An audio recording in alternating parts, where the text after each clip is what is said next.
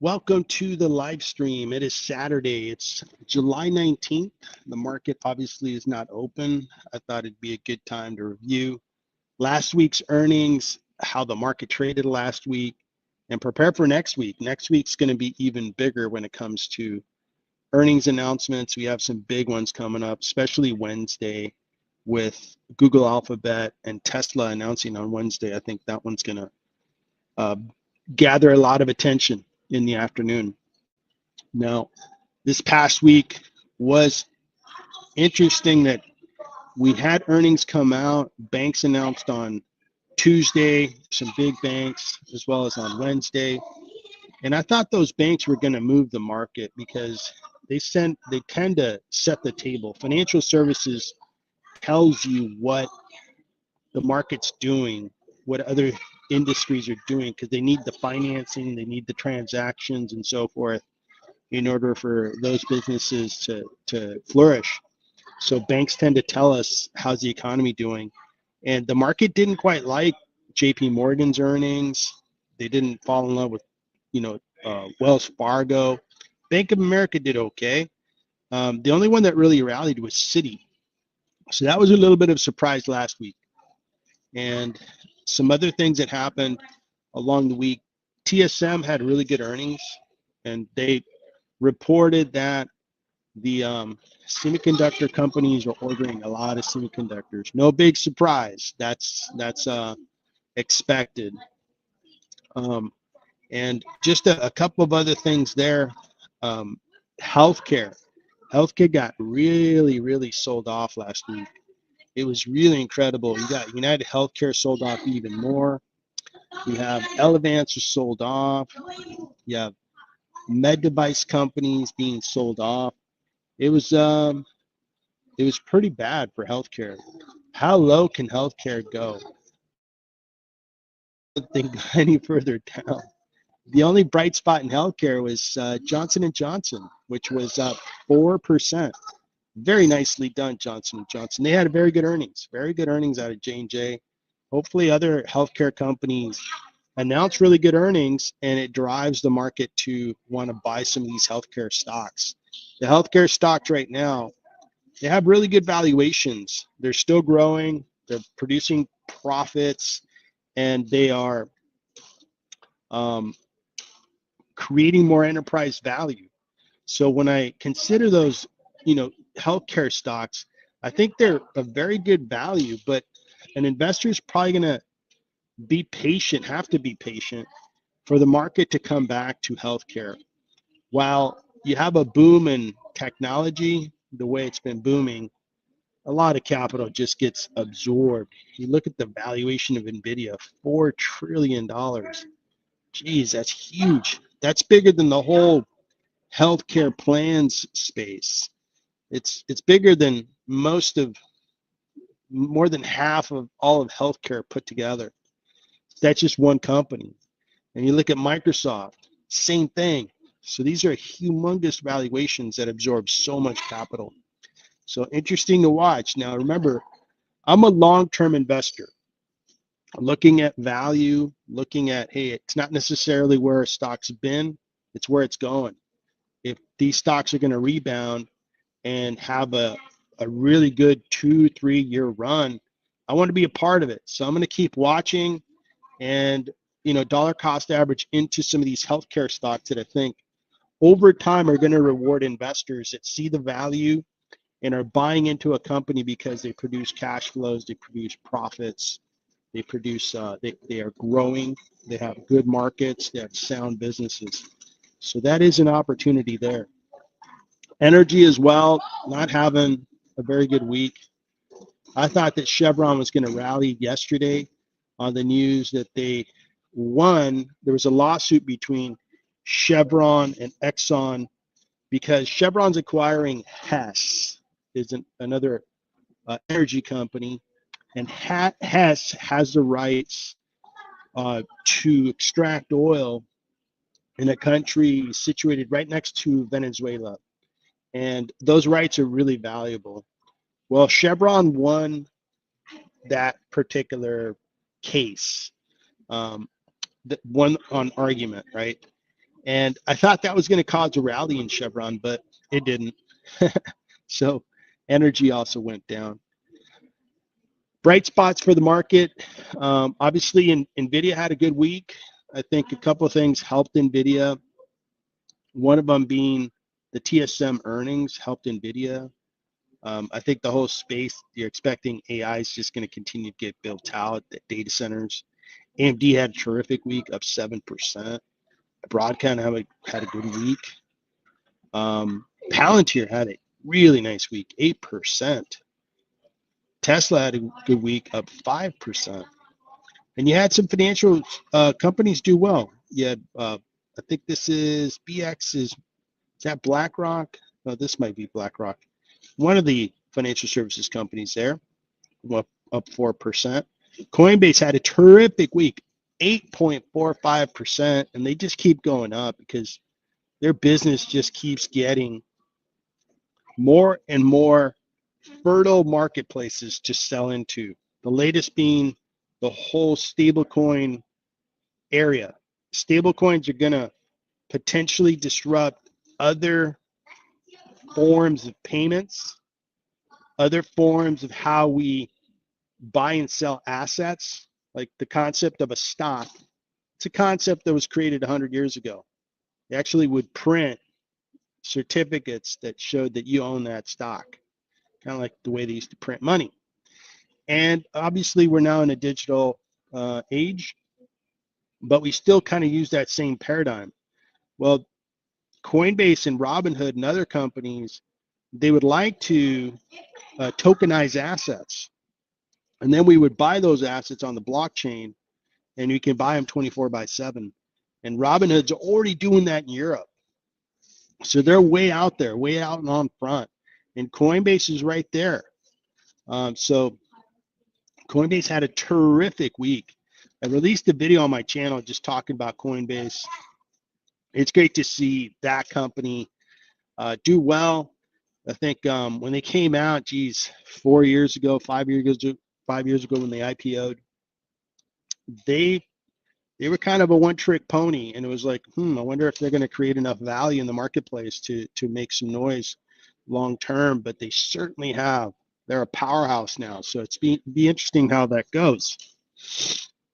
Berkshire Hathaway dropping more, and since May, when they had their annual meeting, the stock's been dropping ever since. Now that investors realize Warren Buffett's not going to be around for very much longer, and he's already turned things over to his successor.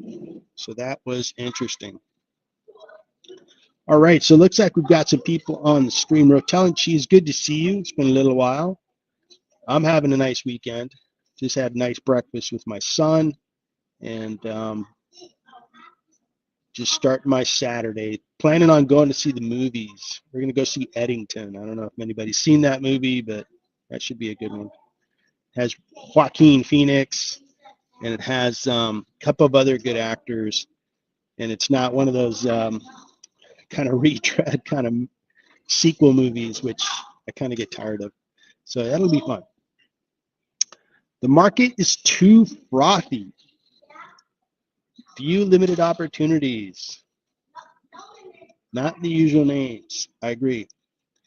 I agree that the market is expensive. It's a good time to just practice patience, because right now you can overpay for stock, and then we will get to a correction.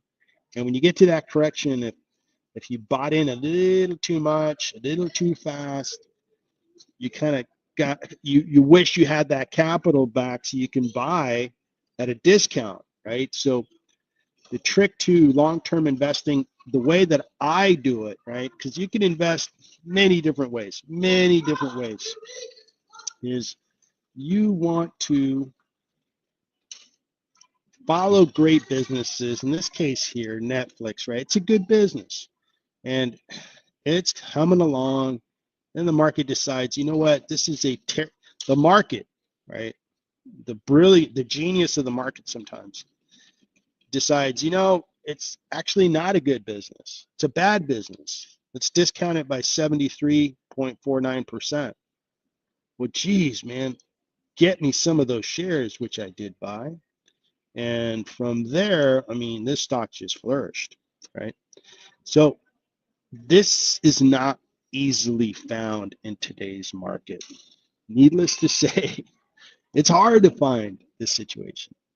We need these corrections. We need volatility. We need that type of like bad news, bad events in order for stocks to get priced at a really good entry price. So I agree with you that it is expensive right now. It's tough to buy stocks right now. So be patient. You don't have to, buy if you feel like, hey, the stock price is really high. Stocks could go up higher. They certainly can, but it doesn't mean we have to buy. We can keep our capital, keep it nice and dry, keep it ready. So when we do have a correction, we're ready to go. We are ready to go. I've got a nice pile of capital, and I'm gonna be careful not to spend it too fast. Good to see you, Rotel and Cheese. David Knight. Good afternoon from the UK. Any thoughts on Micron?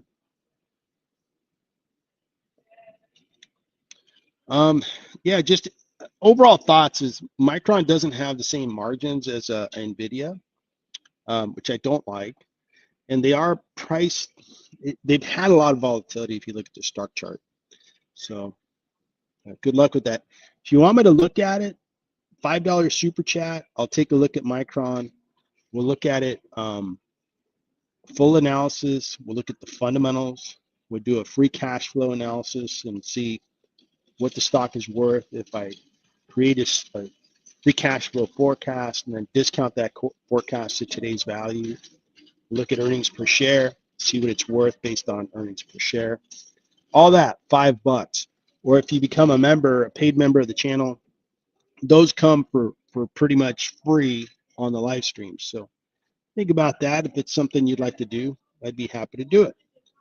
David Hawthorne, Lakeland, Florida. Never been to Lakeland. I bet it's nice. I've been to a couple places in Florida. I've been to Miami, Orlando, I've been to Tampa, and Fort Lauderdale. And Florida seems so new. Everything's so new in Florida. We're telling cheese.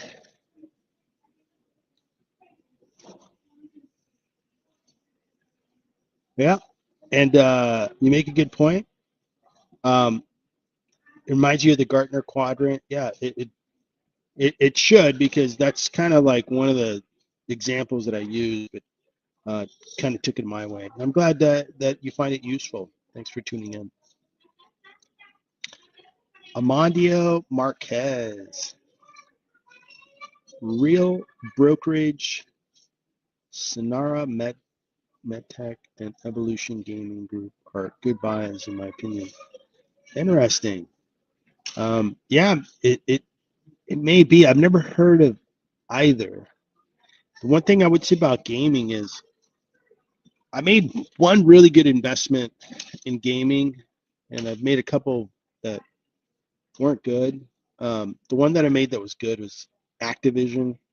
I bought into Activision, held it, and then they got acquired by Microsoft. So I got paid a big premium on the stock, cashed it out. I didn't have a choice and moved on. But I tried to buy into like Roblox, and that didn't go so well. And I think that's the other stock that I invested in, and that didn't do so well to me. Software companies have not caught a very nice rally, even though you have this big AI build out. I guess investors are not all that excited that software companies are going to be the face of AI. We'll see how it evolves. Right now, the stock market's like, hey, we just want to buy NVIDIA because they're building out the data centers. So it's Broadcom, so it's AMD. And they're right, but this might be a kind of a temporary build out. And then once they're done building out the data centers, where will their revenues come from? That's the big question.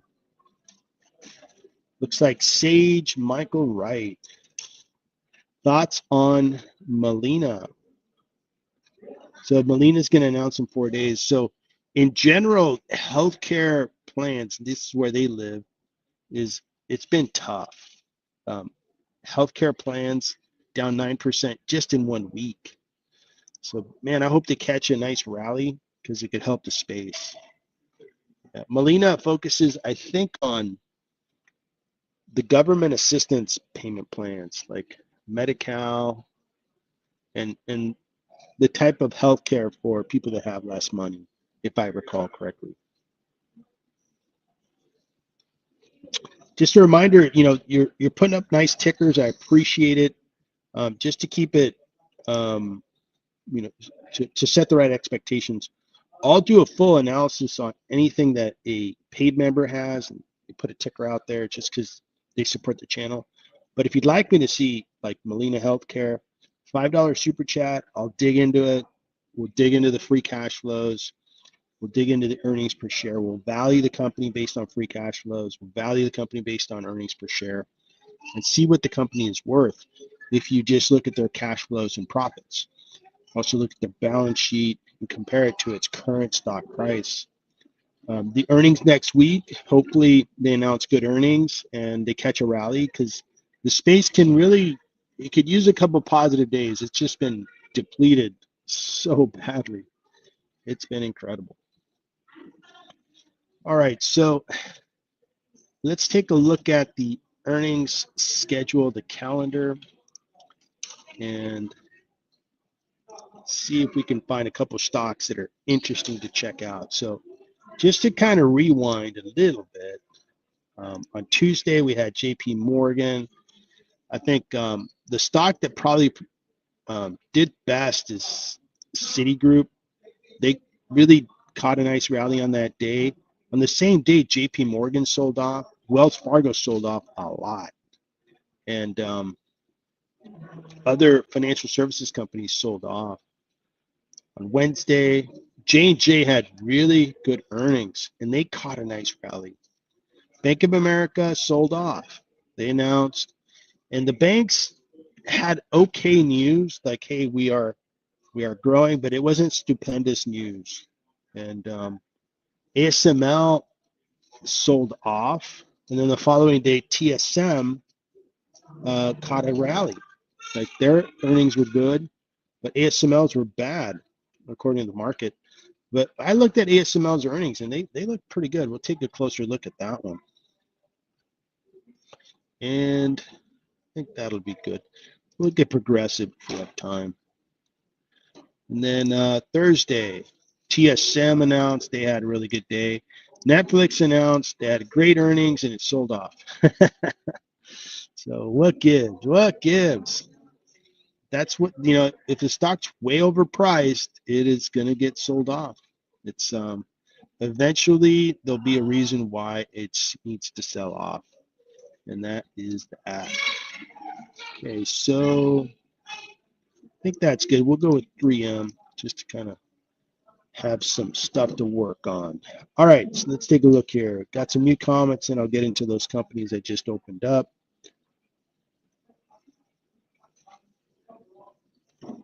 Yeah, I can understand that it was a bad week if you're in the healthcare space. Yeah, I get you.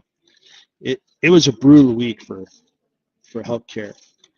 Now, hopefully you're diversified, right? Diversification, we have it for this reason. There could be a month, there could be a year when a particular industry that you expected was going to be a good industry has a terrible year. Like I have healthcare stocks. They're not doing so well. At the same time, I have some technology stocks that are doing great. I have some financial services companies that are doing great. And those are floating my portfolio. I'm up 22% year to date. That's a good rate of return on a very large portfolio. And that's diversification. My winners are just making all the profit that I need. I reassess all of them, both my winners and my losers. But the healthcare stocks, I think it's going to take a little patience. It's going to take a while to get investors to want to buy those stocks. All right, so let's just kind of rewind and recap what happened last week. Citigroup had good earnings, and the market liked that they were growing their top line revenue. They liked that they expanded their profitability, and they are the best priced big bank stock in the market, priced much better than JP Morgan, better than all the rest. And that's why the market has really been buying up the stock. They pay a dividend, but I don't buy stocks because of dividends. It's nice that they pay it. Over the 1 year, this thing's really worked, 38%. Year to date, it looks like Amandio Marquez. You want me to look at REAX and REAX and SMTI. Cool, love to. Let's get started there. So just to kind of put the finishing touches on Citi, it's a good bank. I've been following this thing for a couple of years. I've invested for a couple of years. I'm glad I did so. And the market really likes it. All right, so let's get into Amandio's hot two tickers here. So let's take a look. First one is REAX. So the Real Brokerage Incorporated. Okay, this is a really small cap. The Real Brokerage Inc., together with its subsidiaries, operates as a real estate technology company in the United States and Canada. It offers brokerage, title, mortgage, and wallet services. The company was founded in 2014. It's based in Miami, Florida. Okay, it's kind of a new business. So this is your real estate journey starts here.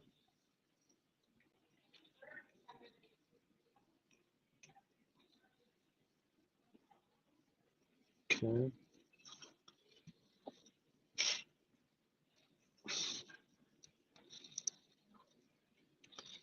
So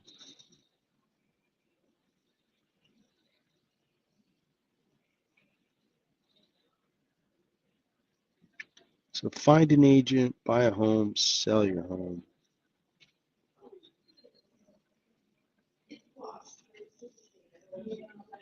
So are they, let's kind of dive into this a little bit, because I like to understand what a business is all about. And it looks like they're going to connect you with agents that are part of their network. Okay. All right. That's part of their business. And then you can find your dream home.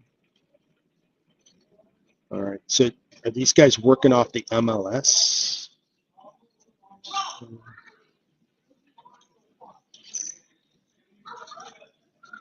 Mm-hmm. Okay. So let's say we want to look in Irvine, California.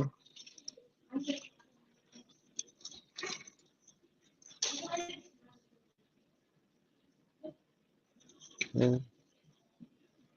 So these guys, so far, it reminds me of like Realtor.com, Redfin, those kinds of companies. Okay. So they're playing in that real estate space. Okay. All right. Now, the number of transactions for real estate has been going down. And thanks, Amandio, for the second super chat. And we're going to take a look at Evolution Gaming.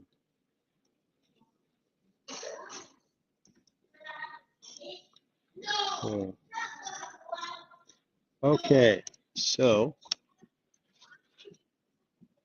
the Real Brokerage, less than $1 billion in market cap. They do revenue of 1.42 billion, so you're paying less than 1 times your revenue. You're not making money, or they would have a PE. It's a strong buy with 63% 4% discount potential. Year to date, it's down 16. Over the 1 year, it's down 32. Now, for a while, this thing was really getting a lot of attention. Did they IPO back here? Maybe. Take a look at a different. And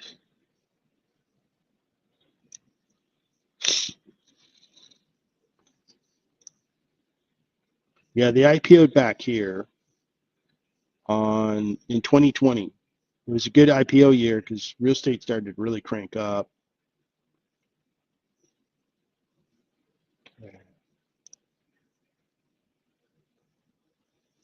2024, starting at 23, going into 24, this thing really shot up 400%. But since then, since hitting that high, it's really sold off 42%. Okay. So this thing's been places. So they continue to grow. This growth does look impressive. Top line growth tells me that they're getting more customers. They're attracting more and more transactions. And the growth of 83% in full year 2024, that's really impressive. Expanding to seeing the quarterly also looks really impressive. Comparing the first quarter that ended March 31st versus a year prior, it's very good growth. Okay. So the growth looks great. Okay, that's a green flag. Let's take a look at their margins. Now, I'm okay with them not making money just yet, and I'll explain later. Let's look at the fundamentals first, and then I'll explain later why profitability for a new business is not a necessity so long as we see the path to really good profit and really good cash flow. Okay, gross margins are low, right? Transactions around real estate, it's not like you can charge, 40 or 60 or 80% margins when you sell a house. People wouldn't be able to afford those houses. So they are getting a gross margin of 9%. They are efficient with operating. I should say that they have to get efficient with operating margins because they're losing money right now. Okay. They are providing free cash flow, a little bit of it. That's good. Okay.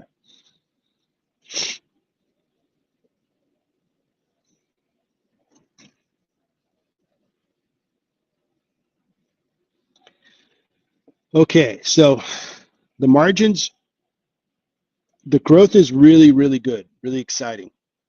The margins are really low. It's the industry, but there's other industries that do 80% margins. 9% margins are really low. So I'm trying to kind of get comfortable around the fact that, hey, these guys are going to produce 3, 4, maybe 5% free cash flow margins. At that rate, these guys are doing 42 million in free cash flow. And we'll go ahead and do a valuation on this one here, just to kind of go through the exercise. Let me take a look at their balance sheet. So we know that they have cash flow. That's good. We're going to value this company only on cash flow because we can't value it on profits because they don't have earnings per share, which is fine. I'm willing to invest in a business if I see a cash flow forecast. And we've got on the balance sheet, we have all cash, 35 million in cash, no debt. Nicely done. Very good to see. If they had a lot of debt, it may have been like debt on arrival. Like, I don't want to do anything with that stock because it's too risky. Now, there are 3 analysts that cover this stock. They all believe it's priced at a discount. Okay. So, and the analysts, I don't buy a whole lot into this. I don't know if analysts are kind of losing their place in the market, but I'd rather do my own analysis. And I also look at super investing and seeing they're putting real money into a stock. So I kind of take that um, with more credibility as opposed to just an analyst cranking through numbers and saying, oh yeah, it's worth this. Okay, so revenue growth is going to continue, and eventually there'll be a $2.5 billion market cap company, which is going to be double 2024. So they're going to be producing probably about $100 billion of free cash flow, 100 million, excuse me. Okay. Okay, so it looks interesting. Those really thin margins worry me. Let's go through an analysis and kind of put this company where we think it ought to be. All right, so I'm just going to copy their logo here, and let's go through the steps. First, how desirable is this company?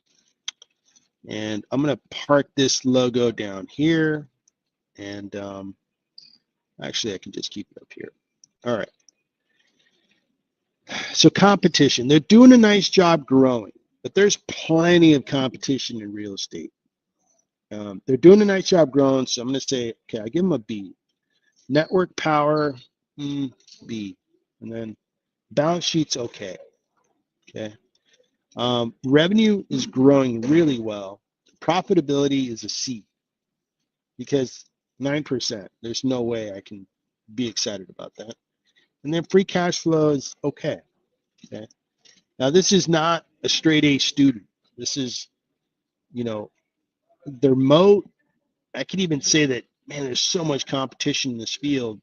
It's really hard to stand out, to differentiate, and there's no margins in the game. So I'm gonna rank these guys in the gray and kind of put them, since they are growing, I would put them in the gray like down here. Okay.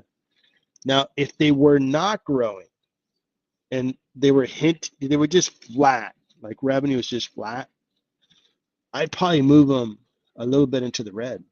And as soon as they stop growing, it's like, I don't want to be in this company. They don't have any margins. What's exciting about this business? How are they going to create more value for their business? How are they going to become more valuable? So, but for now, I think it's going to be here. Now, this is investable, but I need a compelling discount. Here, when you invest in the gray, these are companies that are going to be around. They're going to be businesses. They're just not going to be incredible businesses like Meta or Microsoft or Nvidia. Those guys are way up here, and they command really high valuations because they have it all. They have strong moat. They grow, lots of cash, lots of profit, big margins. All those things are in play. So that's where the desirability lands. Now let's do a valuation and see, based on the free cash flows, what that business is worth. So I'll take this as a starting point here. And good to see you, Tomas. I hope you're having a nice day. And I could have used a conversation with you earlier this week. I think it was yesterday that we were talking about Brazil, and we weren't quite sure if New Holdings as well as XP, what we could expect from an economy in the future. And I'm like, man, I wish, in my mind, I didn't say your name. In my mind, I thought, man, I wish I was talking to Tomas. He could give me his point of view on what he thinks Brazil is going to do. But maybe on the next conversation we're in, I could ask you that. All right, so I'm updating this template here, and we're going to do a full valuation of this company. So the ticker is REAX. Put that in there. This is Real. What's her full name? The Real Brokerage Inc.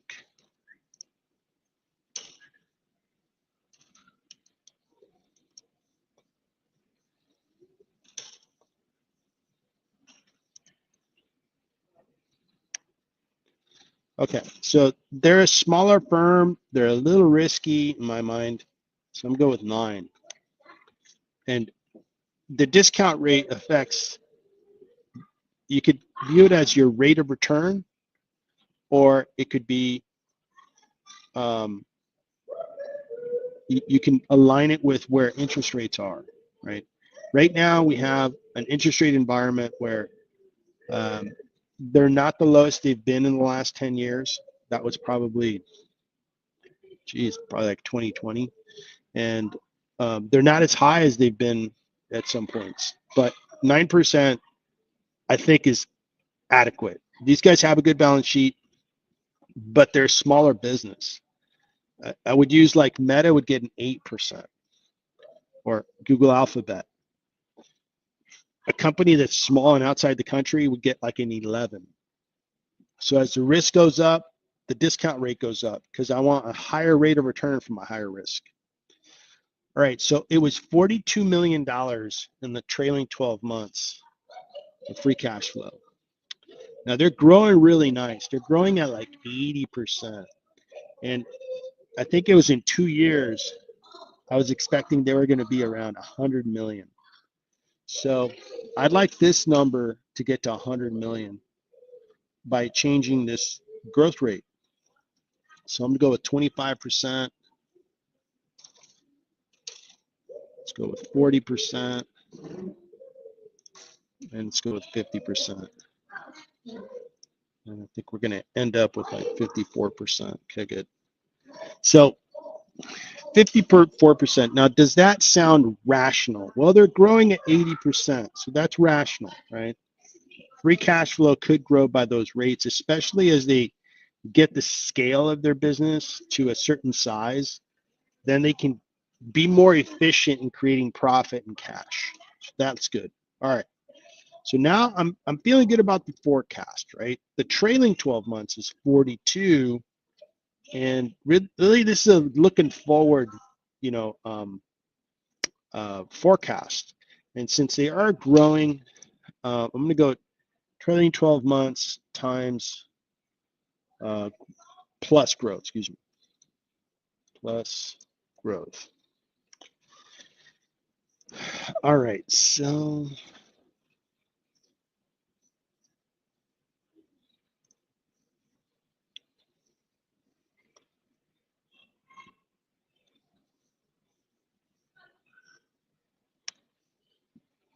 all right, so this guy got a little out of control there, so I'm going to tone that down till we get to about 100 million.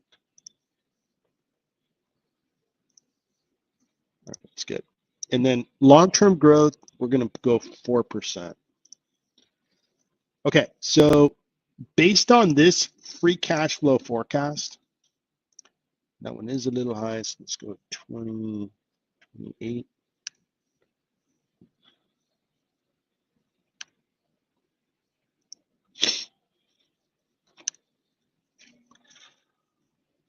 All those cash flows are worth $2 billion. The cash on the balance sheet was like 34 million or so.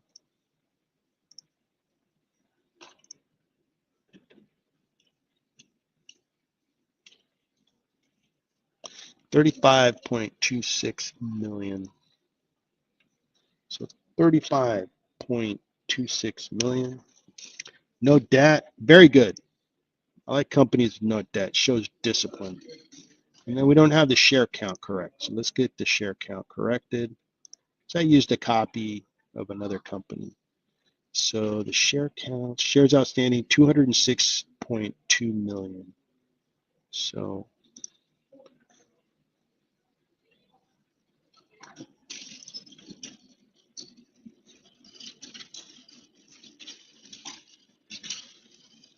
the stock has a discount of 61%.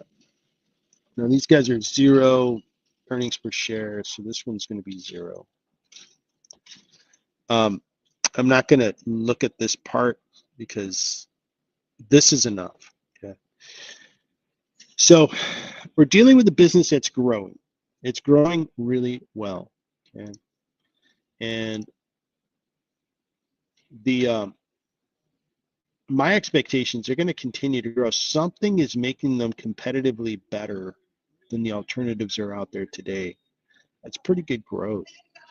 And their free cash flow is good. It's not great, but it's good. They're generating free cash flow. Okay, good. This one here, and I don't know your background, Amandio. If you know the real estate market really well and you have a comfort level, you feel like, you know, real estate is going to grow in the future, certain things are going to happen that are going to create more opportunities for the Real Brokerage Inc. That's one thing that could add to your reasons of why you would invest in it.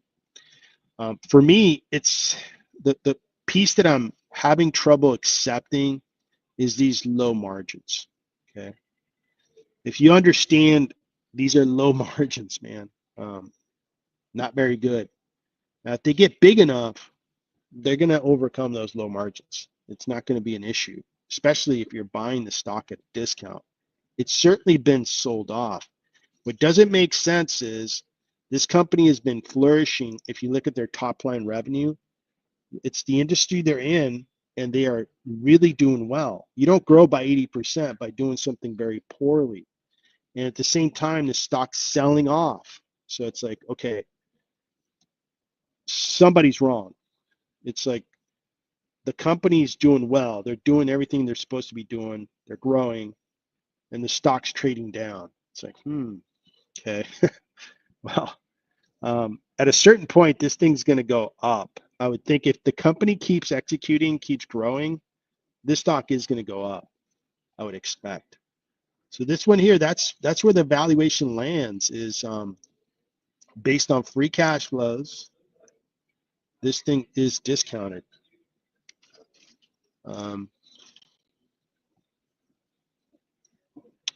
It's not my cup of tea.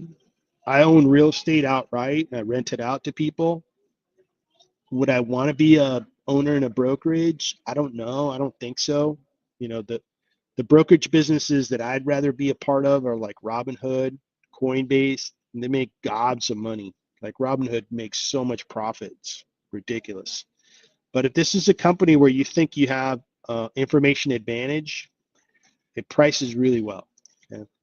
So I think that's the kind of analysis I hope you were looking for, and I hope helps in your process of evaluating this company.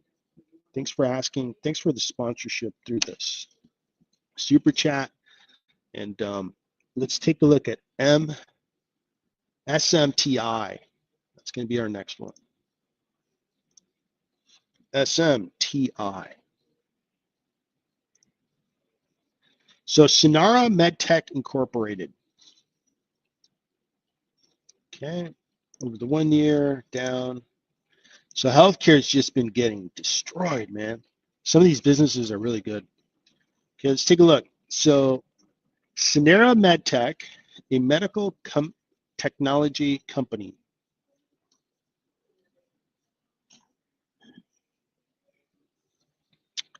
So they develop products that are used in hospitals for surgeries. Okay, a lot around wound care.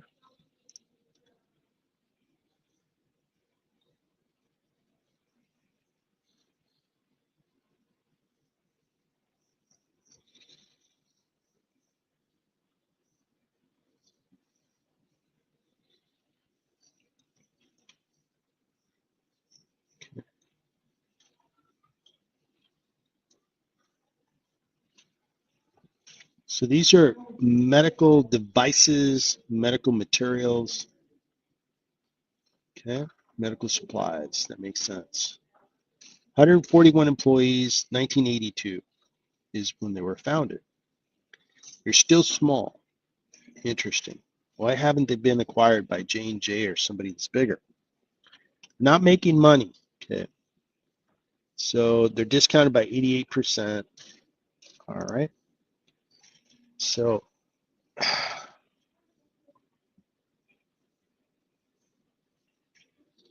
They are growing nicely, but 1982 shouldn't.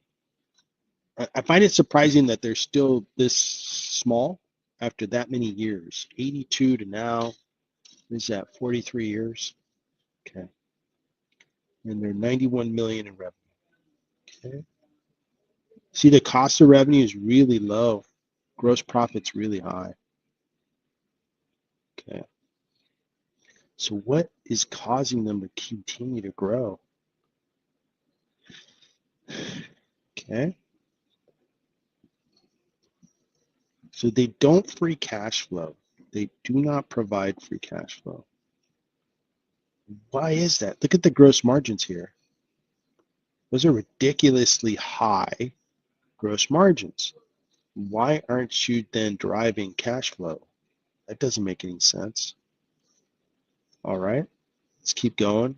I'm probably going to want to go to the actual website for this company and look at their financials, because these should be together. Like if you have high margins, you should be driving high free cash flow. So something's getting in the way. Like you have high gross margin, and then,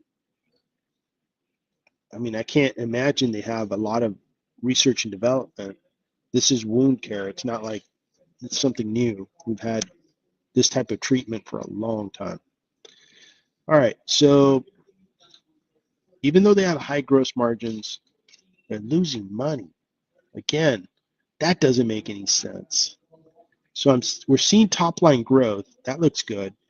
Another, again, I'll point out that they've been around for a long time. They're still really small, and that's somewhat of it's a surprise. And it might be that they have a very small market. They might be a very small niche. I don't know. But let's take a look at their website and see if we can get to their actual financials. And I'm sure that we can. I'm just going to kind of do it the quick way that I know I'm going to get to them.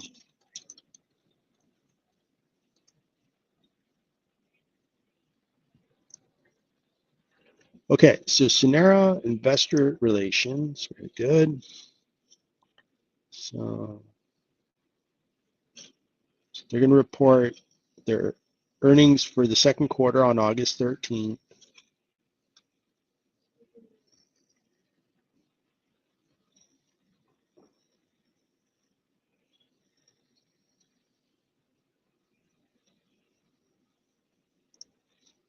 Okay, so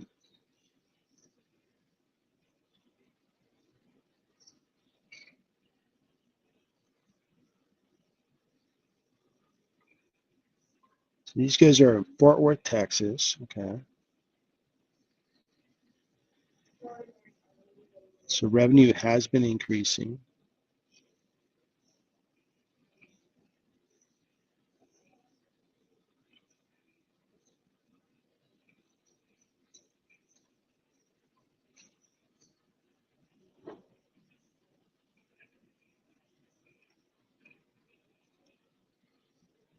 And pardon me while I read through this. I'm kind of trying to speed read so I can get a handle on a few things. You're going to want to get to their income statement, because I want to explain how, I want to understand, I should say, and then maybe then I can explain how are they getting from that kind of gross margin to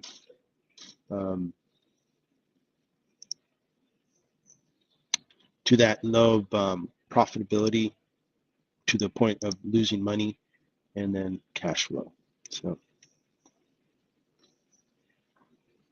okay, so we've got a business with $20.6 million of cash. Okay, that's fine. Look at the balance sheet later. Okay, so we have revenues. This is just for the 3 quarters, for the 3 months, excuse me, to represent the first quarter. 23 million. It was a growth rate on that. Looks good. Okay, cost of goods sold, which is how much did it cost us to put in the materials directly into the product, the labor, and the burden directly to the product. It's a very low cost of goods sold. So you have a very high gross profit number. Looks good. See, this is the number that is really high. Selling, general, and administrative. Why is that expensive? Why does it cost you that much to sell the product? Huh. See, their R&D isn't very much because this product's been around for a long time. So this is just a big, big number. Are they paying a giant royalty? Like every time they sell one of these products, they have to pay a big royalty. So, okay. So that's where the money's being burned. Now, statement of cash flows. This one's really important. We have a net loss in the quarter. So that comes in as a negative. And then we add depreciation back, share-based compensation back. Okay. Those are two of the big ones. Paid in kind interest. So inventory, this means that inventory went up. So it's a negative effect on cash. We're putting cash on the shelf in inventory is what that means. And then this means accrued bonuses and commissions. This means that they paid out a lot of the bonuses and commissions. Okay. All right, so negative cash. Yeah, this one, I'm just not comfortable with it. It's a small business. Why are they paying so much darn money in sales and administrative cost? You know, it's hard for me to accept that. And then they haven't been growing in size. They haven't been growing that much. They don't have a cash number for me to work off of like I did that first company. See how they've been negative here. Give me a second here.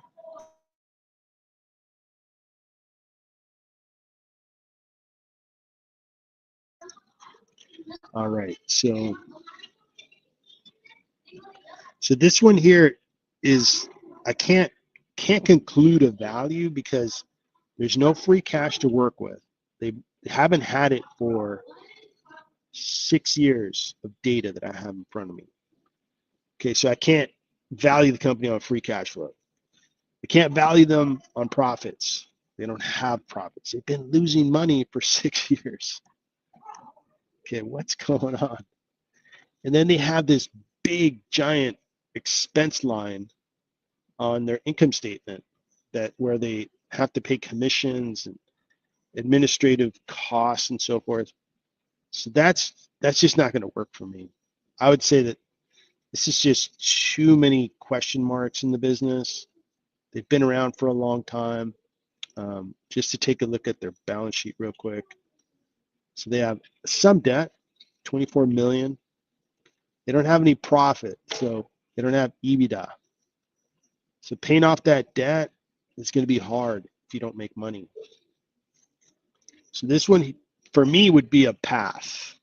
I wouldn't invest in a company like this. There's just nothing there. How would I invest in a company like this? And I'm glad we did the first example first, kind of like those were cash flows. The business is growing. Their cash flows are really moving up, okay? Like this guy here. Cash flows are good. They keep expanding. Looks good. Now, the market momentum is negative toward the Real Brokerage Inc., but this company is going to keep putting cash on their balance sheet. They're like, okay, the market doesn't love our stock right now, but we're just going to keep loading the balance sheet with cash, and we're going to be earning an interest on it. That's all positive. Back to SMTI, I have no cash to work with. I can't put together a forecast. I'd be completely guessing. And then the profit, what's in that number? Why are they spending so much money on selling and general administrative cost? So it would be a hard pass for me on the second company. That's my opinion of it. Hopefully that helped. Let's look at the forecast. 2 analysts covered this stock. They think very highly of the company. They think it's discounted, and we'll see. The other thing that's happening, right, is like mentioned earlier, the healthcare space is just not catching a lot of attention. This one here hasn't done great over the 5 year. It's up 9.5%. That's not a winning recipe. That's like a rate of return of less than 2% per year. That's terrible. You can do better with in bonds, in treasuries, very low risk bonds. So thanks for asking about SMTI. Keep them coming. I like these small businesses. Earlier in the stream, we talked about how the market's expensive. It's expensive. So we have to go find places where maybe where the market just is completely ignoring or discounting a space. And small caps may be a place where we can find a couple of jewels, a couple of rough diamonds that are going to polish up really nice. Thanks for asking about SMTI. Let's talk about Evolution Gaming.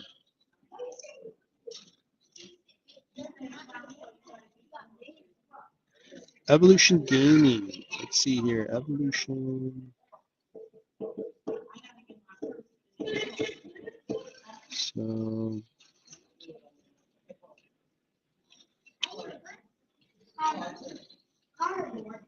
So Evolution Gaming. I wonder what. Do you happen to know the ticker on that?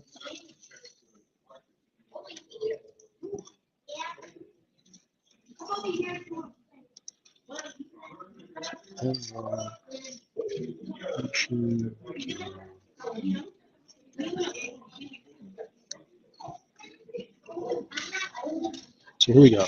So these guys, here it is.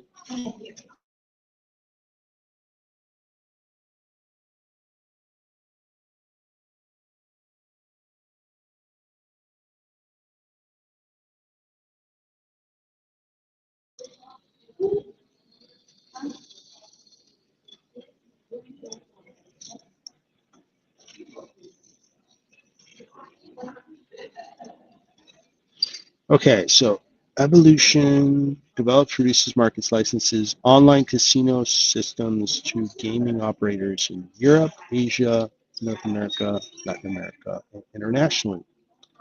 So it does like casino games, and they're used inside the casino.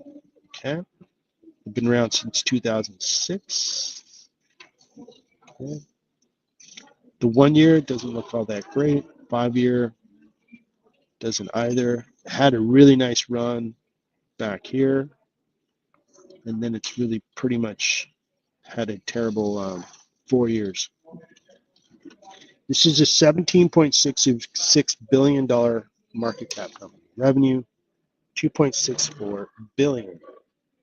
They have a PE of 12.4, very reasonable. And let's take a look at the revenue growth. So in 2024, they grew nicely, 23%. They have $2.2 billion in revenue. That's a pretty good sized company. And we're dealing with euro. Just so that I have it in my head. It's euro to USD. So the euro, 1 euro is 1.16 US dollars. So the numbers we're looking at, if I'm thinking in dollars, are 0.16 higher, 16% higher. Okay, so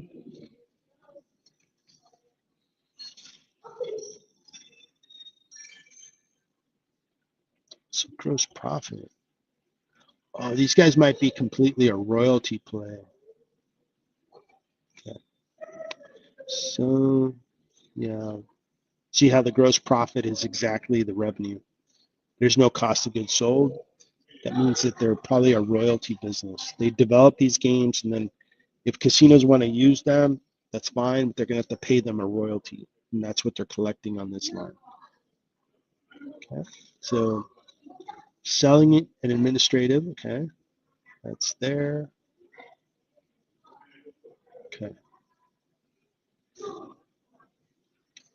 So they make money. Their net income is growing. Looks good. Okay.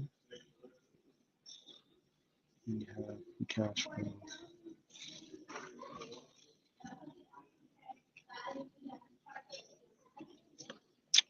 All right, so free cash is $1.2 billion in euro.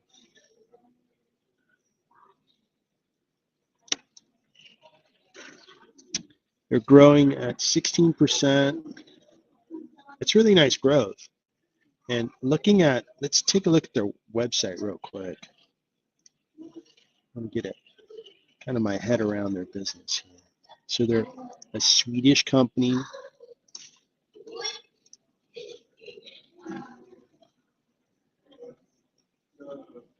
Okay.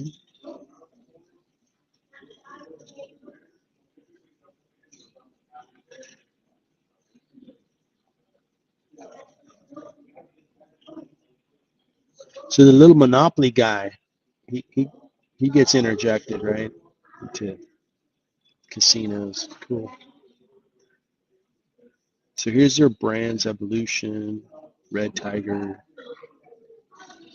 Okay.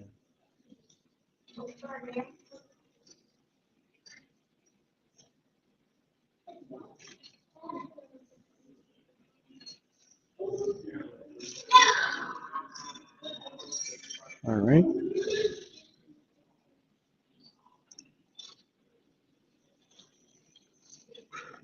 Okay. So cash flow is good.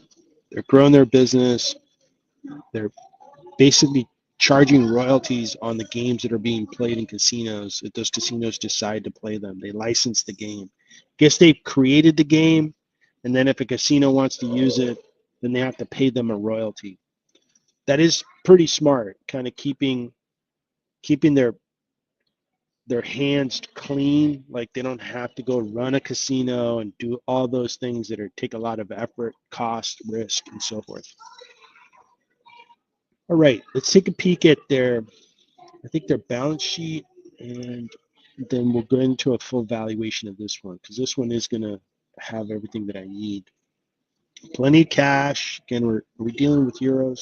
In this view here, we usually deal with US dollars. Yeah. This website converts this into US dollars, so that's good. All right, so balance sheet, they're going to have cash of 593 million and debt of 105.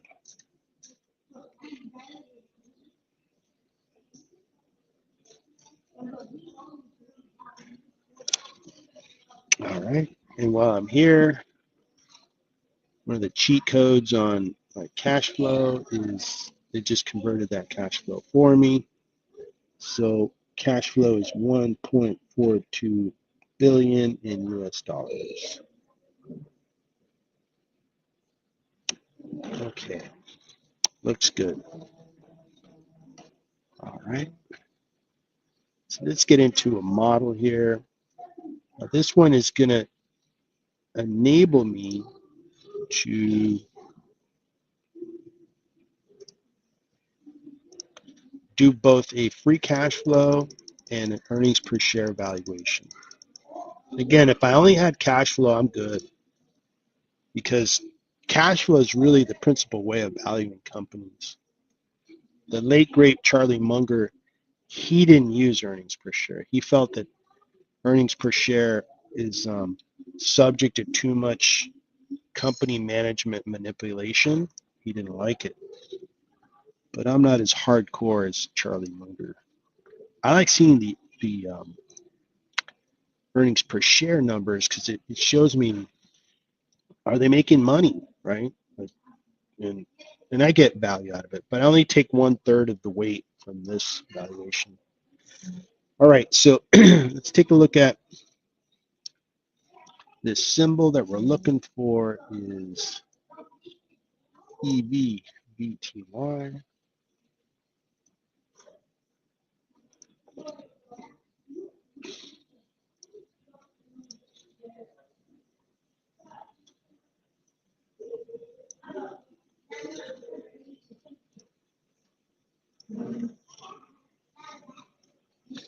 Okay, so this one here is going to be the discount. I'm in the U.S., so these guys are in Sweden. Okay, now for me, it's higher risk because I don't know Sweden that well. And okay, so I'm going to go with like 9.5. And let's say you're an investor in Europe and you're like, oh, I'm I'm in Germany and I know Sweden all really well. I'm really comfortable with it. Maybe you'd go 8.5. Maybe you go 8 because you're comfortable with it. It's your decision there, but I'm going to go with what I would put in there, putting myself in the driver's seat as the investor. All right, so this is all U.S. dollars. Again, I'm in the U.S. And this is going to be a valuation based on U.S. dollars. And I believe I'm getting the stock price in U.S. dollars, right? Yeah, this is U.S. dollars. $86.48. Okay, good. Okay, so we have cash on the balance sheet was $593 million, and they had $105 million of debt.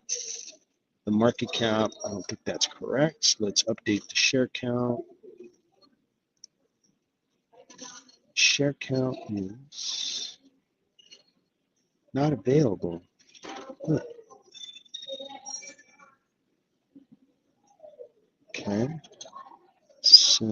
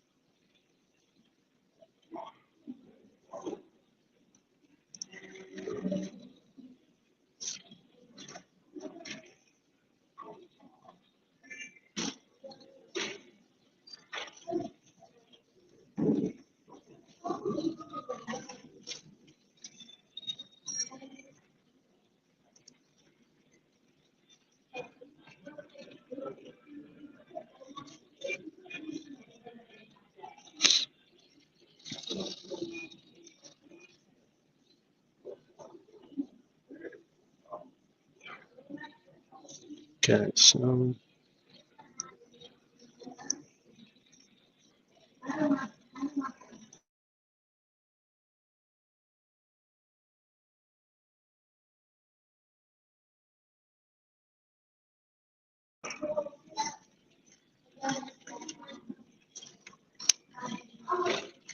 okay, so double check this. Yep, that's good. Okay, so based on free cash flows, and if we look at, and I haven't played around with this, so hold your horses. All right, user error on my part, and let me take a look at before I set the trend, right? So we've got Evolution AB, and when we looked at their cash flow, their revenue growth looks good. They keep growing. That's very good. And when we look at their free cash flow, it was growing really well, and it's slowing down the growth. Okay? This is growing by like maybe 8-9% compared. If you compare 23 to 24, it was like 8-9% growth there, but 22 to 23 was nice growth, like geez, like 40% growth. So I'm gonna set it at like 8%. So and it's conservative. Okay, I'm investing money. If I'm wrong and the stock went higher than I expected, oh no problem. I'm okay with that. But if I'm too optimistic and the stock price it doesn't achieve a price that was too optimistic, then I got myself into trouble. All right, so I'm an international investor. on this stock here. If you went to an 8%, let's say you were in Sweden, it'd be a nicely discounted stock and you're very comfortable with the company. So that's where the discount rate really affects the value based on the investor that's doing the analysis. So 34% discount. Now let's take a look at earnings per share. So earnings per share for the company is so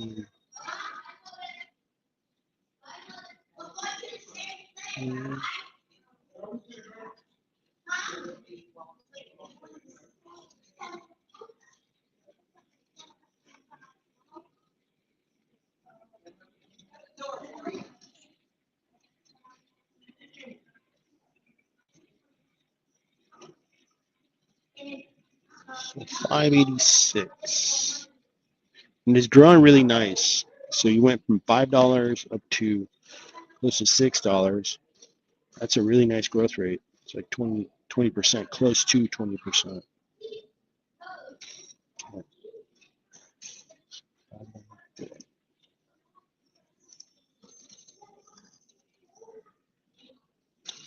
This is a high margin business. It's basically a royalty. It's an intellectual property based business.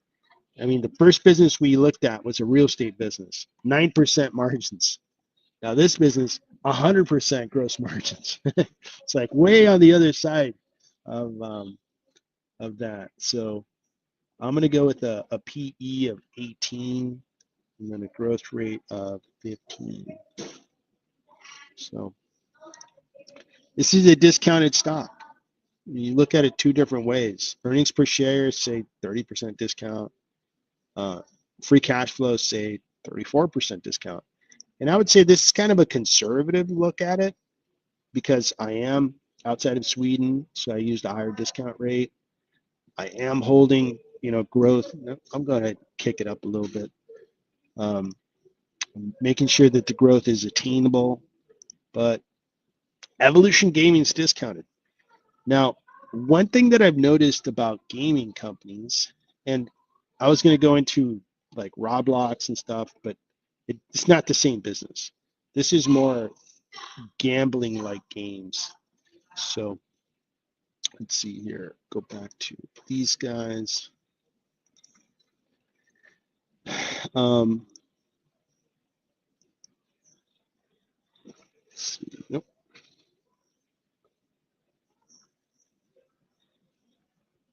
So the ticker was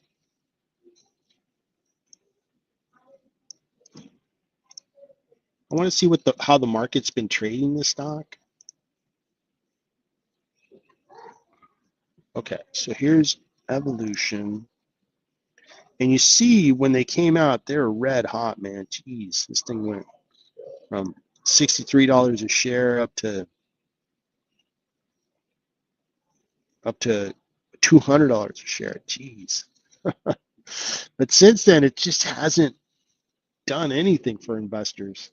It's kind of been a big bummer, especially over the last year or so. It's really sold off. It's caught a rally recently, and that looks pretty good, 19%. Gambling, I think the economy's doing okay in the United States. I don't know about Europe, and I don't know about Asia from a gambling perspective. This is probably going to be okay. This is probably going to work. It's really sold off. It's catching a nice little, rally. You're not very late if this thing continues to rally up. If it has one of these pulls, it'd be a really nice reward, right? Like on this occasion, it went up, it doubled back in 2022. And then on this occasion, it caught, the attention of the investing community and went up 50%. I would say that, it's probably gonna go up nicely. And you'll have to decide for yourself, Is this a stock you want to own for a long time? Or are you going to have an exit strategy defined when you buy the stock, if you buy the stock? I would really encourage you to have that on this one. For me, I wouldn't have this stock for a long time. It's like, geez, man, this chart's freaking me out. It's kind of sold off. It has swings of, it's like a good swing trade stock you can make money on. Has good fundamentals. It's beginning to catch a nice little rally. So it might be worth, you buy it. In my mind, this is me thinking. I buy it, I make 25% and get out. That's it. I don't want to get greedy because I don't want to, see the stock rise to 30 and then fall back down and then I'm down 10%. So if you've done a lot of homework on the company and you think, no, everybody totally misunderstands this company, they're going to continue to grow at 20% for the next 10 years. That might be a long-term hold. Hold it for a long time because this thing's making money. It's loading the balance sheet with cash. It's like, cash and having an awesome balance sheet is great. If the market misunderstands the stock for a while, so be it. Someday it'll wake up and say, holy smokes, this stock's worth a lot. This isn't going to get disrupted by AI. It's not going to get disrupted by tokenized assets that Coinbase and Robinhood and everybody else are doing. Gaming inside the casino is an experiential product. People are going to want to go to casinos and gamble. They want to have fun. And they're going to be using Evolution games that they really like. So this one isn't a bad idea. I'm going to watch this stock. I'm not ready to think about investing in it, but I'm going to watch it. So we looked at 3 stocks here. So the real brokerage company, this one was, now if I only had one stock to pick, I would totally go Evolution Gaming. If there was a reason why I thought this business is going to flourish, okay, that might be a good investment. This one just does value okay. The value's okay. The one that's untouchable to me is like, I'm staying away from this one. This one's it's got a lot of question marks, and why the heck has the stock not been performing? And why do they pay so much money for commissions and managing the business? So, man, that was fun. Thanks so much, Amandio. Really appreciate your sponsorship, and I hope I provided some interesting content. If you look up my email, you go to my homepage and you can get to my email. And you email me, I'll email you copies of the research I just did. Okay, so I'll keep that in mind. All right, so made myself some notes. All right, man, that was fun, guys. Investing is a lot of fun. Trying to find, diamonds among all these companies, and having a really good year. It's year to date, I'm having the best year of my investing journey. Up 22%. Keep growing my portfolio, and it feels like, man, it's going to be great. I'm going to be able to do everything I want to do in life, take my wife on cool trips, and take care of my sons and leave them a nice estate when I am gone. But I'm going to have a lot of fun between now and then. And I hope to grow this portfolio to a massive level. So we'll see. Tomas, again, good to see you.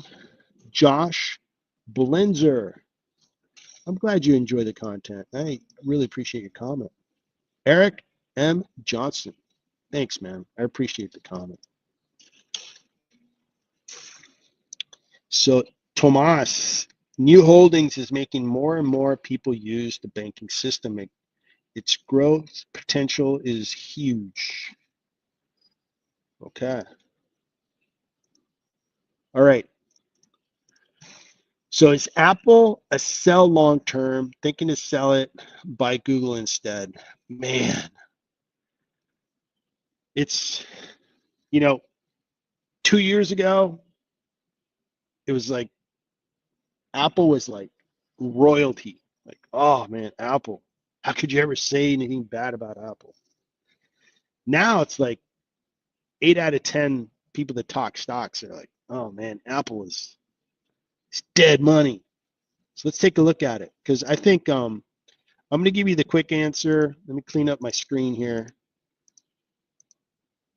Let me clean up my little workstation here. I feel like I'm in remember my kids when they were in school and we do a little project, right? Arts and crafts, and then we'd make a mess and we'd have to clean up before we moved on to the next task. All right. So Apple. All right. So off the cuff, I'm going to give you a quick answer and then I'm going to dig in and show you examples. And then Cream Biggins, good to see you. And I'm going to get to your comments in a little bit. Off the cuff is I'm staying away from Apple. There's no way I'm investing $1 in Apple.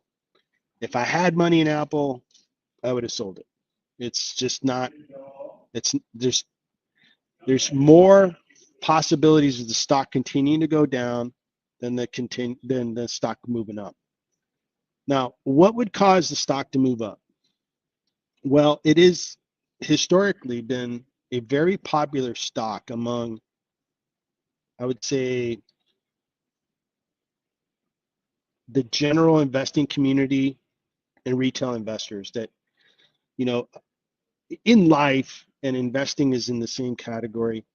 People look for the easy option, the one that, you're not going to feel bad if it doesn't work out. Like, oh, I picked Apple, but it lost some money, but hey, it's Apple. It feels okay. But if you picked a no-name stock and it lost money, it's like, man, I feel like a jerk because I lost money and I didn't know the company and I didn't have any comfort level around the brand. Yeah, okay, that's fine. But Apple's losing that, and they're losing money. They're losing money for investors. So year to date, they're down 16%. For the 1 year, it's down 7%. This is a $3.15 trillion market cap company. They have not been growing very much for the last 3 years. It's like, for some reason, they were given an absolute pass. The market was like, yeah, it's okay. It's Apple. They're going to figure it out. And they have not figured it out. When it comes to AI, they don't have their own strategy. They're going to have to borrow somebody else's and put it into their ecosystem. It might work, may not work. But Apple is a physical product company. iPhone, Mac. They make beautiful products. Okay. And they have no new physical product idea. Where are the ideas, guys? Where are the ideas? How come you don't have Apple glasses? Meta has glasses. Google has glasses. Why the heck are they innovating and Apple isn't on physical products, physical technology? Their wearables business is doing really well, but there's nothing special about them. I mean, the earbuds are just the same. So I just don't, high level, I'm like, there's nothing there. If you look at other companies in their area, those companies are doing far better. So that's to begin with. I think that Apple is not growing, very low growth. They grew really nice in 2021 when everybody in the US was getting stimulus checks saying, oh, I'm going to get a new iPhone. I just got, the government just sent me $800. Cool. Go get me some new stuff. But now when everybody's spending their own money, it's hard to grow. And their contemporaries, the companies that are valued, in the trillions, they're growing much better than that. When I value Apple,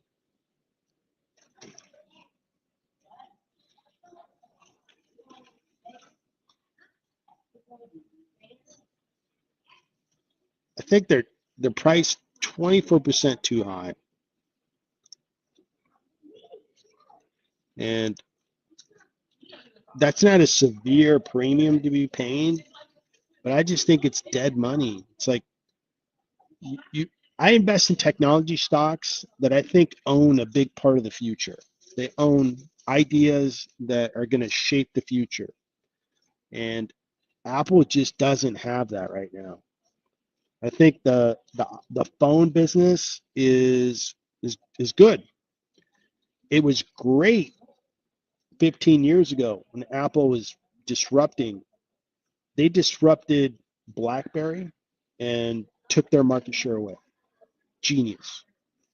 But they haven't done it, since then. They haven't really disrupted and become a big force in the technology marketplace since then. And the fundamentals is like, guys, there's nothing there. Um, so Apple to me is not an investment I would make. It's not an investment I would hold, um, and I would move on. If you're going to go big tech, Google, Meta, Amazon, those are the three in that order. Meta's Meta's got a really good forward path. Google's got a phenomenal future. I'm physically in San Antonio, Texas, as we speak. And yesterday we were driving, and all of a sudden my son sees a Waymo, which is a Google robotaxi. And we're like, wait a second, Waymo's not in San Antonio. Well, they're testing in San Antonio, and they're going to get all the permission to then deploy robotaxi in San Antonio. That's what I want to see in a tech company. I want to see them say, okay, you know, um, I'm trying to search for Google Alphabet, but I'm not finding it. Um, so I want a business like that that's just really putting a really strong forward proposition for their business of, hey, we're not going to be this size for much longer. We're going to keep getting bigger and bigger and bigger. We're going to spend our capital in new ideas that are going to drive new businesses. That's Google Alphabet. That's Microsoft. That's Amazon. Geez, Amazon's such a good company. Apple's not in that class. Apple's pretty much, after Steve Jobs was gone, the whole inventor um, culture, the innovator culture, I think it left. I think people are really comfortable at Apple. And they're like, hey, let's just come out with new colors for the iPhone, a couple of new features, and we're good to go. It's like, guys, you're falling behind. There's, new stuff coming out. You guys are not part of it. So those are my comments there, Tomas. Not new. I've made videos on Apple. I'm going to share that, and those are my opinions. I've kind of had that feeling for a while in Apple. Kareem Biggins, good to see you, man. So you want to check out RMBS, and then RKLB. Is that Rocket Labs? Man, people are so excited about space. And I'm going to check comments real quick. Tony, what's up, Tony? Yeah, I think earlier you were making the comment on the company that's paying that really high cost of commissions stuff. Tomas, you want to look at Opera? Is that right? Opera? Take a look at it. Tony, Figma. Glad to do it. Zubio. It is hard to find diamond companies, especially right now. You know, it's kind of like stock investors, right? We're a little nuts because it's almost like when you have a correction like this, even though we're all miserable because, oh my God, man, my stocks are going down, my stocks are going down, my stocks are going down. There's a part of us that feels like, it's Christmas and I'm getting all these awesome companies at a discount, and I'm easy to find companies that are discounted. In 2022, super easy. Man, it was easy. You could see it. You could rationalize it. And so we're kind of like emotionally contrarians to the way people feel about things. And then we get into these zones where it's like go, go, go, go, up, up, up, up. And emotionally, it's good news. Like, hey, my portfolio is worth a lot more. But a little, the inside of me, I'm like, man, it's gotten harder to find these really awesome companies, these diamonds, and it's harder. So let's just realize that we have to be patient. Okay, patient, patient, patient. You've worked really hard for your money, I'm sure. Okay, and just be patient, be careful, analyze twice, three times. It's okay to slow things down for now, because what we want is we want another one of these guys. Now when this happened, the world was like freaking out, like, oh my God, why are stocks going down so much in 2025? And I was like, all right, cool, it's Christmas again. Let's go buy a bunch of stocks. And boy, man, was that a good idea. That was a great idea. So yeah, it's tough to find those diamonds. But maybe the next stock we're going to look at is going to be diamond material. So Rambus. Rambus manufactures, sells semiconductor products in the United States, South Korea, Singapore.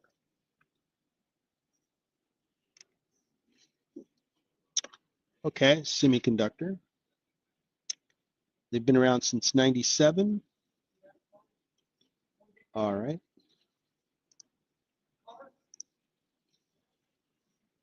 $7.3 billion market cap.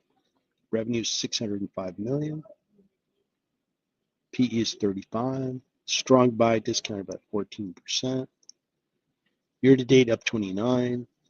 1 year up 14. Okay. 5 year 367. Okay.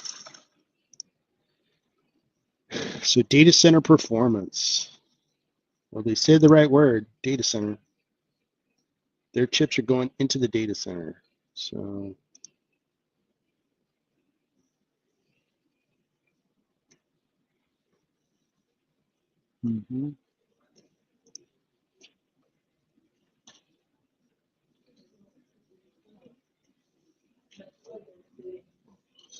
okay. All right. So really since 2023, the stock hasn't performed much higher. Its performance really took off in 2021, and it really, really rewarded investors, buying in at $16 a share, and the stock went up to 66. So all the money was made between 21 and 23. And now the stock's been, it's seen its volatility. We'll see where the financials go with, revenue and so forth. All right, so revenue grown 30%, looks good. Okay. And it especially looks good that see that how it changed to the quarterly, and revenue is accelerating. See that acceleration? They were growing at 30%, 10%, now 41%. Nicely done, guys. Nicely done. Margins, 82%.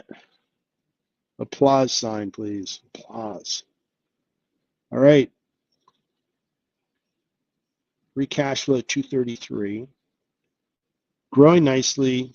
Free cash flow. Multiply this times 40, we get 10 billion. So take a look at cash.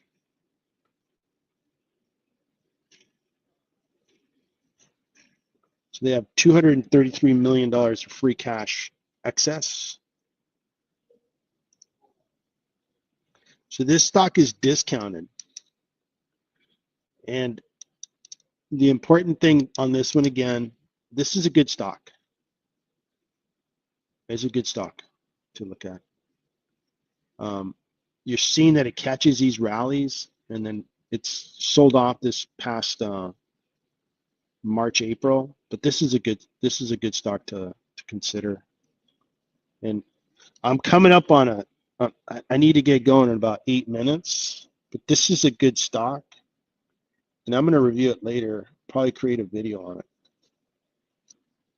It has the right things, right?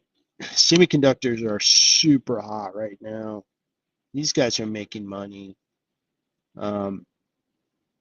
It's not going to be a superb winner, but man, I don't want to wake up in a year and these guys are growing at 40% and they're $1 billion market revenue company and they're worth $20 billion. And I'm like, oh, man.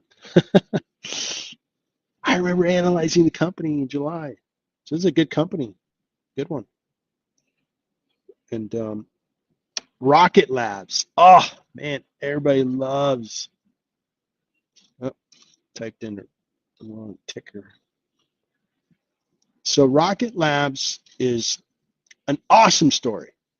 The founder in New Zealand, didn't go to college, just loved rockets, brilliant guy. He's kind of a, what do they say in music or, so I'm on it today.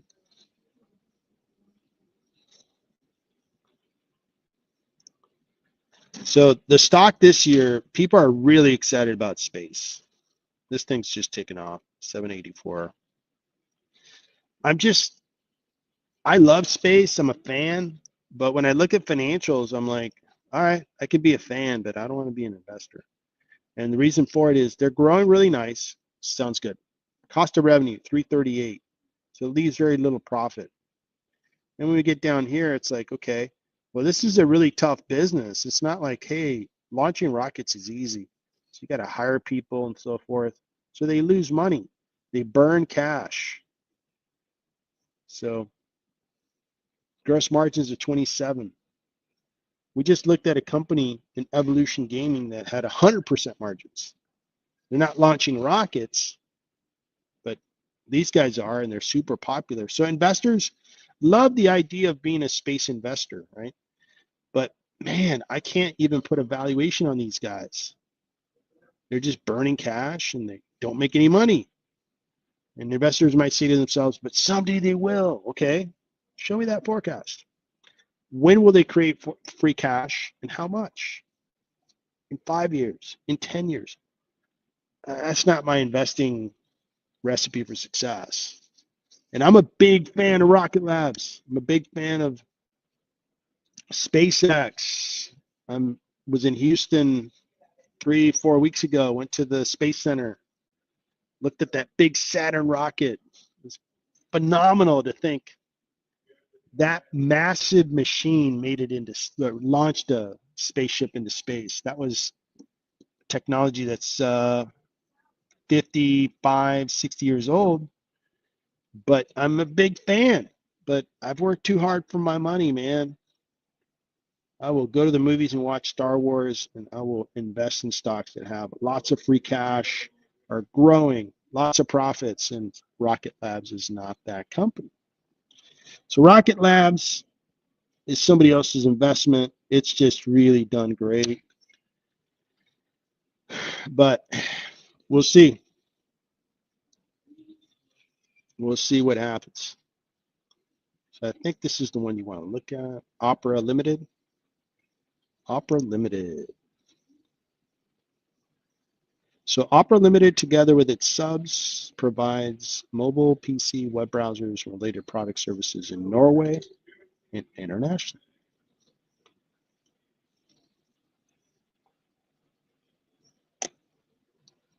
Okay, so they do a browser. Okay, similar to Chrome. Okay, looks interesting. $1.6 billion market cap, revenue 521, PE is 19, strong buy 39%, growing nicely 26%, free cash flow of 86 million, looks good, 54% gross margins. Okay, so 86%. So these guys are worth 2 billion plus cash. We're going to have about $94 million of cash, so 2 billion. Market cap's 1.6 billion. So these guys have a nice little discount associated with them. They're up 80% over the 5-year, up 45% over the 1 year. So, you know, this is a nice little company, and they are located in Europe. Maybe a lot of people like having their browser, and not a bad idea. It's discounted, maybe discounted by 15-20%. Fundamentals look good. It is a little small, and looks good. Opera looks good.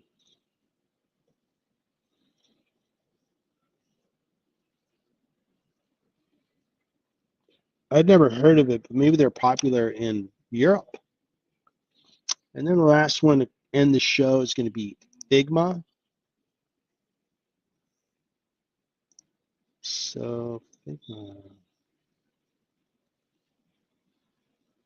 So I think, Tony, you asked about this one, right? What do I think about Figma? So are these guys going to IPO?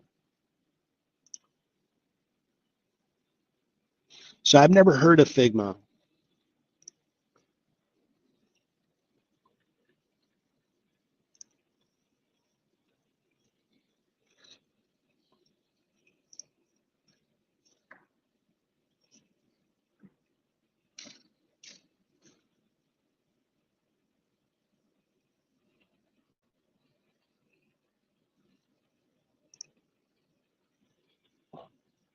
Trying to see, what are they about?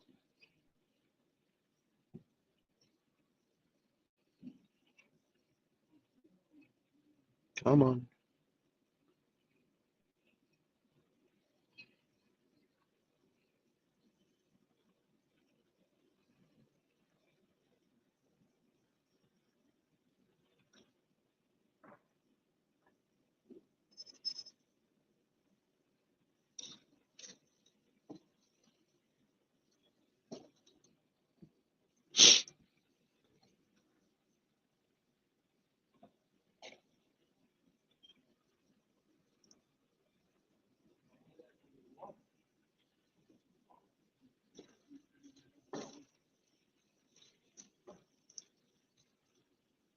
So these guys are a software play.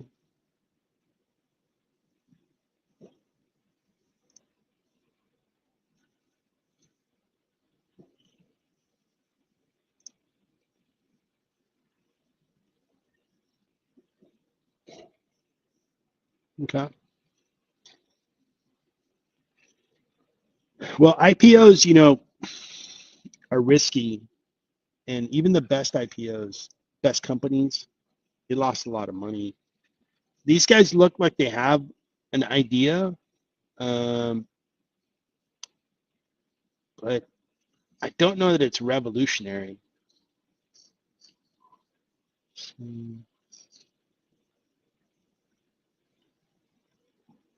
I guess it allows for easy development of apps and so forth. Okay. Yep. Looks interesting. I've never used it. Software companies have not been wildly successful as an investment for the past year. A couple have, but some stocks are just really dragging.